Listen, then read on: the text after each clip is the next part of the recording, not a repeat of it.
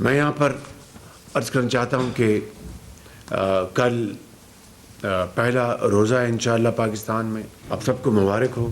رمضان شریف کا چاند نظر آ گیا اور یہ برکتوں والا مہینہ ہے اور اللہ تعالیٰ سے ہم پوری قوم یعنی فجر کے وقت بھی، تہجد کے وقت بھی، تراویح کے وقت بھی سر بسجود ہوگی اور رب تعالیٰ سے ہم اپنی کوتاہیوں اور غلطیوں کی معافی مانگیں گے اور پاکستان کی خوشحالی و ترقی کے لیے ہم دعائیں کریں گے.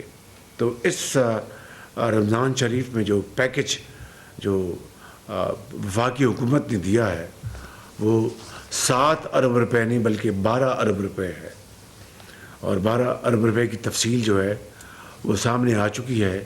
اس میں یوٹیلیٹی سٹورز میں جو اشیاء خرد و نوش جو ہیں ان کی قیمتیں وہ ارزاں قیمتوں میں مہیا ہوں گی. دکانوں پر موبائل بھی جو یوٹیلیٹی سٹورز ہیں وہ پچھلے سال بھی ہم نے اس کا اجرا کیا تھا، اس کو دوبارہ اس کو ہم عروج عمل لا رہے ہیں. اس کے علاوہ بیسپ کے ذریعے، بے نظیر انکم سپورٹ پروگرام کے ذریعے اربوں روپے ہم دے رہے ہیں جو اس کیٹیگری میں جو کروڑوں لوگ جس میں شامل ہیں ان کو بھی اضافی کیش ان کو مہیا کیا جا رہا ہے. تو اس طرح یہ 12 ارب روپے کا پیکج یہ انشاءاللہ اب اس کا اجرا ہو چکا ہے.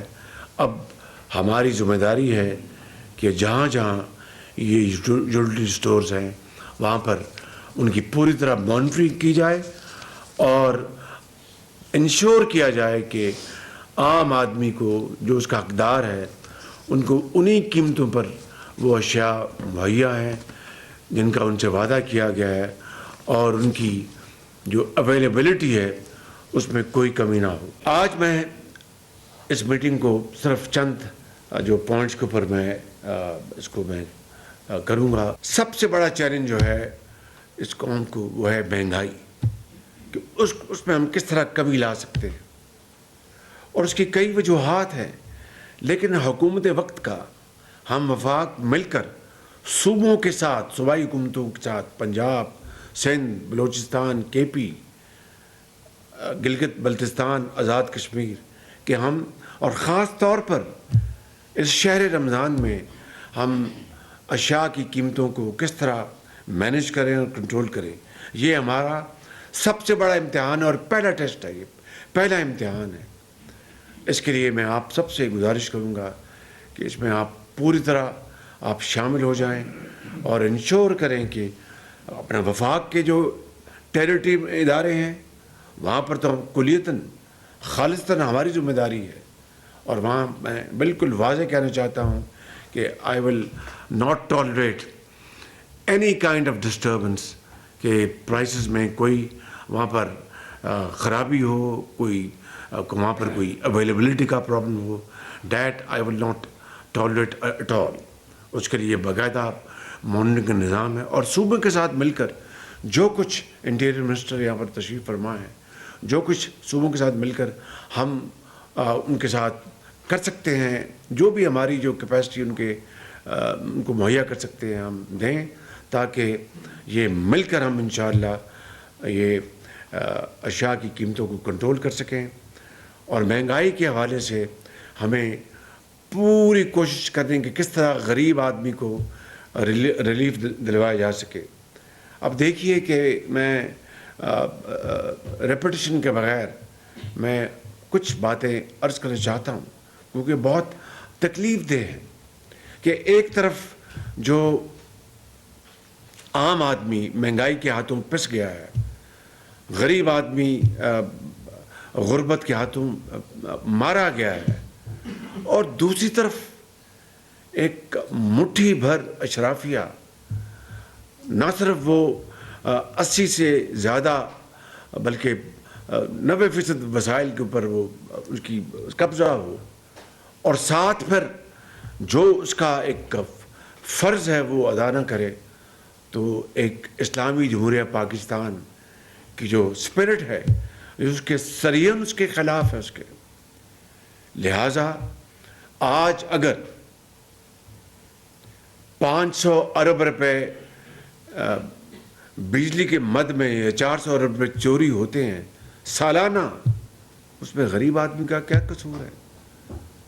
اور پھر جو بلنگ جو ہے وہ بھی اپنا ملی بھگت سے غریب آدمی کے اوپر اس کا بوجھ ڈال دیا جاتا ہے. اس سے بڑا ظلم اور کیا ہو سکتا ہے؟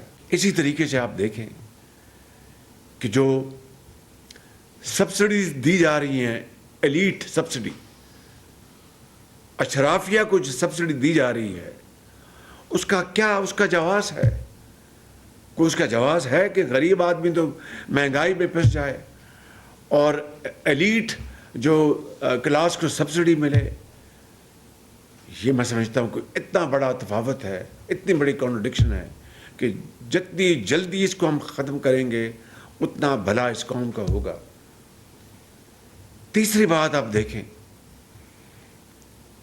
کہ جو سرکولر ڈیٹ ہے جس کو گردشی قرضہ کہتے ہیں, گیس کا, بجلی کا, اب یہ ملا کے تقریباً 5,000 ارب روپے ہے, یعنی 5 کھرب یا 5 ٹریلین روپیز کا تک جا پہنچا ہے.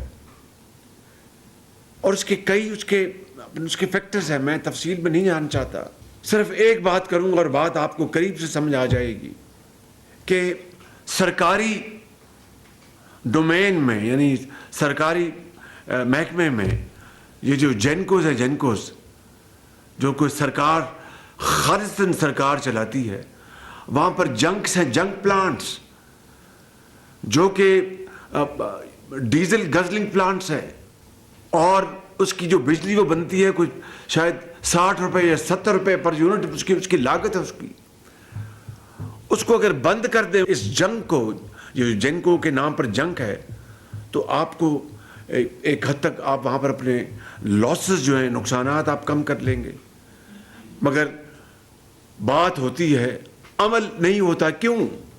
وہ مافیا, وہ ویسٹڈ انٹرسٹ, وہ پیراسائٹس, وغیرہ ایسے پلانٹس. اب بجلی ویسے ہی سرپلس ہے, ہزاروں میگا واٹ بجلی سرپلس ہے, اس کا تو ہم نے سوچا نہیں کہ بھئی سرپلس بجلی کو اس کی کھپت, اس کی پروڈکٹیو یعنی منافع بخش کھپت کس طرح کی جائے. اس کی کوئی انوویٹو اس کی منصوبہ بندی وہ تو نہیں ہے. وہ جو جنک جو ہے جنک میں وہ چلنے چاہیے, اور اس کی سب کو پتہ ہے. یہ ڈیزل مافیا, یہ مشینری کی پرزوں کی خرید و فروخت, اور خدا جانے اور کیا کیا اس میں بلائیں شامل ہیں. لیس سیٹ دین بیٹر کہ ہمیں یہ وہ خرافات ہیں, یہ وہ جو کینسر ہے, موذی کینسر, جس نے ہمارے اس خاکی جسم کو بالکل اس کو کھوکھلا کر دیا ہے. میں اور بھی بے شمار یہاں پر مثالیں دے سکتا ہوں. میں نے پی آئی کی مثال